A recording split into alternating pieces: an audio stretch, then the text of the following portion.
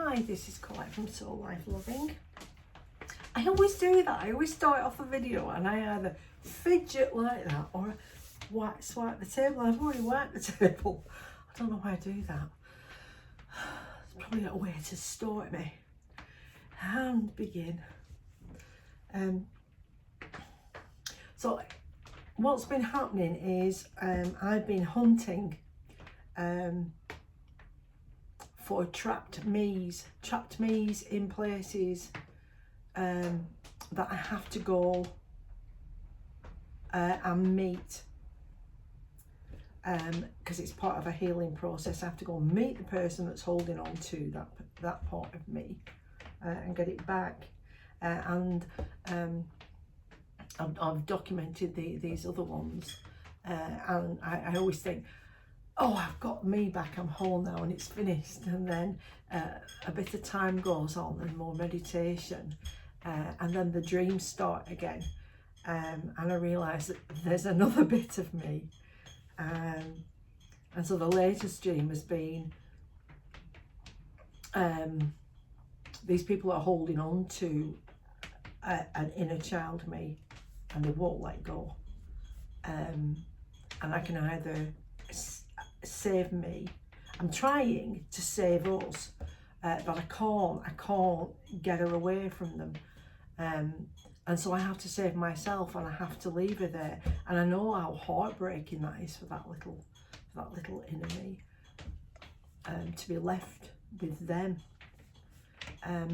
But only with my spiritual growth have I been able to take on the hunt. Because I mean, they won't give me that kind of information until I'm ready for it. It's a need to know basis. And that dream came through really, really strongly. And although I know how sad she was when I left, it wounded me as well. It wounded me in the heart, and it made me sad and angry at the same time. And because I didn't know how to go and get her back, I've been stuck in that sadness and that anger in my core, which I thought was healed, but no, it's a stage thing. Progressive learning, and it's been and it came up in I don't know whether the people that get an understanding ball dropped into their crown chakra consciousness area, and it's an instant understanding that follows on when you have that dream. When I have that dream, but if you have that dream, there's usually a follow-on understanding, and that dropped in, and it said there is another me. Because I'm tired, so I'm like, another me. Oh God, I'm such a dick.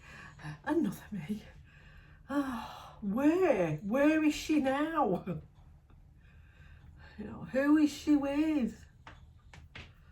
So I threw the cards,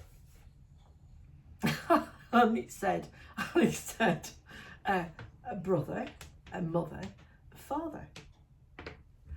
And I thought, oh no, I've forgiven them.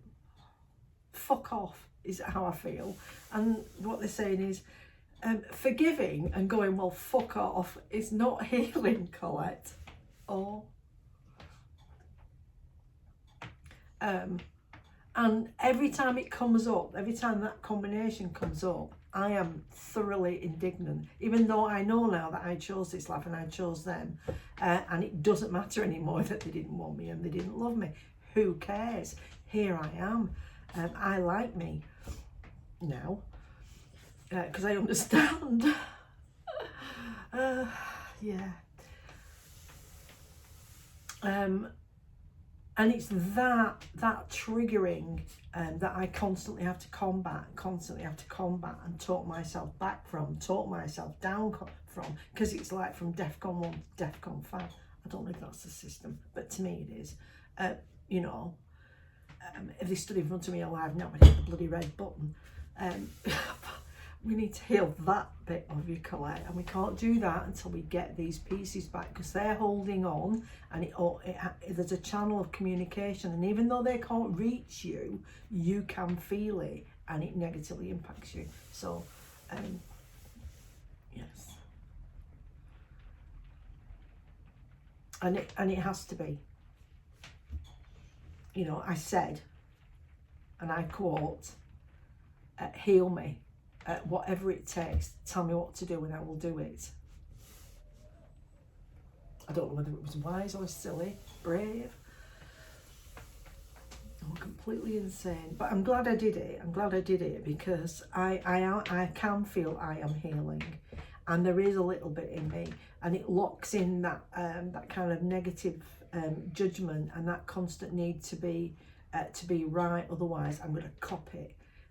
That line goes back a long way, like beyond me, but within me,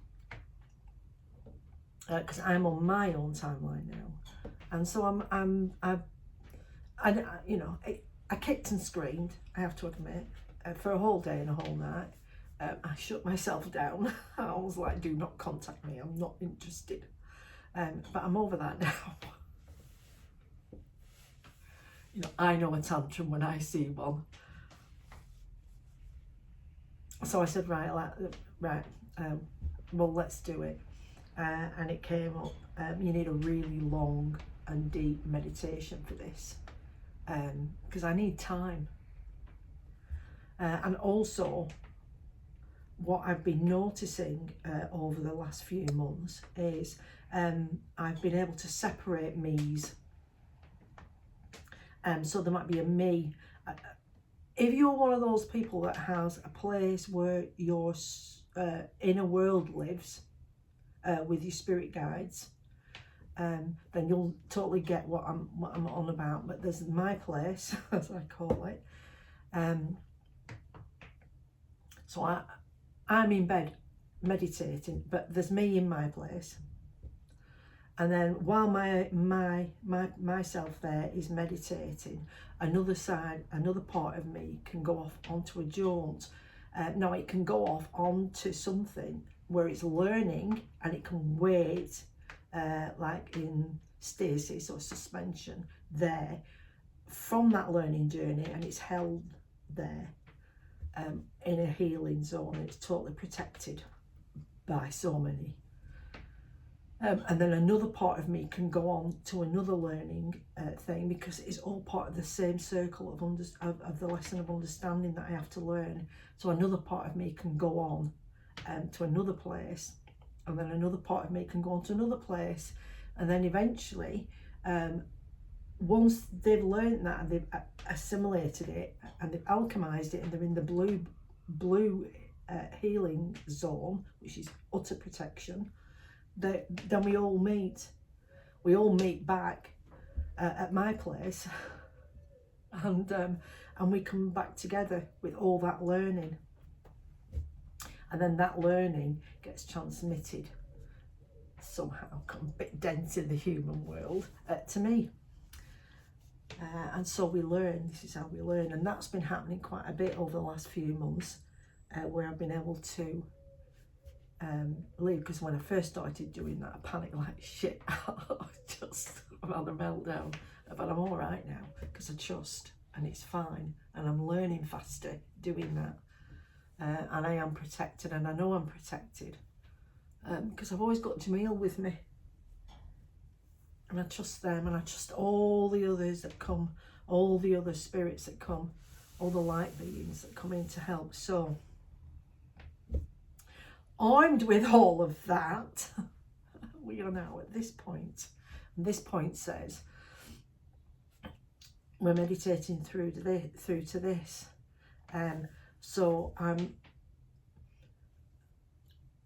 me in my place separates and I become two things, and I'm caught in a loop. And it's only when the other me that's with Jamil looking at this is looking at it around, do I realise it's an infinity symbol, and within those circles are two me's. There's a this me, and then there's a higher me, and then there's this me that's going off with Jamil, and Michael's coming, and I'm thinking, oh, it's one of those journeys. Fine, and we go off. Whew. We're going through I'm surrounded in blue light, they're with me. We go through a portal, and we go into indigo light. It changes and everything becomes indigo. We're all in indigo light. My blue becomes indigo. All my chakras and my auras are open, and I'm channeling, and everything is going through me in this indigo. And I'm walking along this indigo because I'm hunting for this child, the child that I am missing, and I'm hunting for it. And I don't know what's going to happen because I never know how they come about. So a little bit trepidatious, but I'm on there, and we're travelling, and I can see another portal up ahead. So I know I'm in a tunnel, so I'm traversing from one time zone to another, and it's in a protected space. So I'm travelling and walking along here, and I see this other portal, and then as I get nearer, the portal clears, and there, to my astonishment, is stood my brother, my mum, and my dad. And I'm thinking, oh fucking hell. But I'm on a mission, and when I'm on a mission, I'm not that me, I'm a this me. And so I said, you have a part of me. She doesn't belong to you, she belongs to me. I love her, I want that piece back. I command that you release it, and so it is. And there's an echo of, and so it is, that just thunders past my ears. You know, and it quite often, when that happens, my ears hurt. And this indigo essence came out of my brother, and it came through the portal and into me. And I said, thank you. And you know, go with love and peace, because it's forgiven. I understand, and it's fine. I'm fine. We're fine. And I said the same to my mum, and I said the same to my dad, and each time an indigo essence came out through the portal and into me.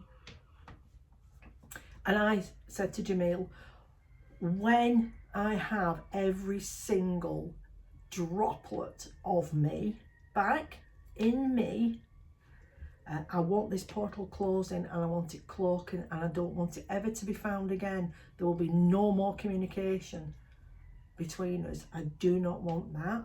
I'm at peace with them now. I understand I wasn't at peace with them because they had something of me that they had no right to have, and now that they don't have it and I have it, I feel at peace, and I wish them all the best. It's fine. So I let that go. And the instant that I felt, oh, like that portal changed, and it covered, and it disappeared, and it became like a wall. And I thought, what's going to happen next? So we're here, we're just waiting. And they said, you have to wait here in stasis, in a blue bubble, while that assimilates, while it all becomes within you and settled, and then, and only then, will we be able to move from here back to there. And I'm thinking, I don't want to be any more separate. Panic starts to set in. I don't want to be any more separate. I'm just gathering all my bits together. I don't want to be separate when I'm gathering all my bits. No, this is a protected triangle, they said. look within at the images that was showing you on you. And I did, and they were all triangles, different sorts, different sizes, but all triangles. Yeah, and it's past, present, future, and so we're joining everything, and it's you're protected, don't worry. So now I'm like, I'm splitting to all these pieces. No, you're not splitting to all these pieces, because when this is happened, then we will go back to the boat. Oh, and we did. It took about 20 minutes, and by which time I was in a blue bubble and I was surrounded by a white light, and my bubble was turning one way and they were turning the other.